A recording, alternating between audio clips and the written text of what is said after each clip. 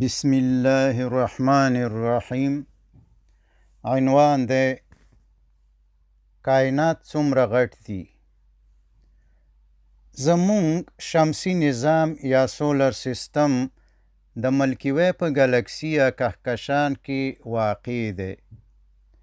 لمر د ځمکې نه 14 لکه وارې لوی دی او داسې 300 بیلیونه لمرونه یا ستوري نور هم د ملکی وی په ګلکسي کې شته دی. 1 بیلیون 1000 میلیونه کیږي. په دې کې داسې ستوري یا سټار هم شته دی چې په لکاو او بیلیونونو وارې د لمر نه لوی دي. همدارنګه ساینسدانان وایي چې د ملکی وی په شان 250 بیلیونه ګلکسي یا کهکشانونه نور هم په کائناتو کې موجود دي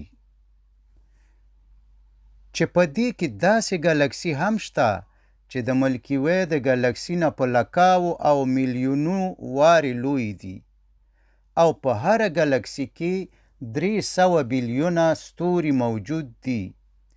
ساینسدانان وایي چې په ځمکه کې چې څومره د شګو دانې دي د دې نه په اسمان کې ستوري یا سټارز ډیر دي.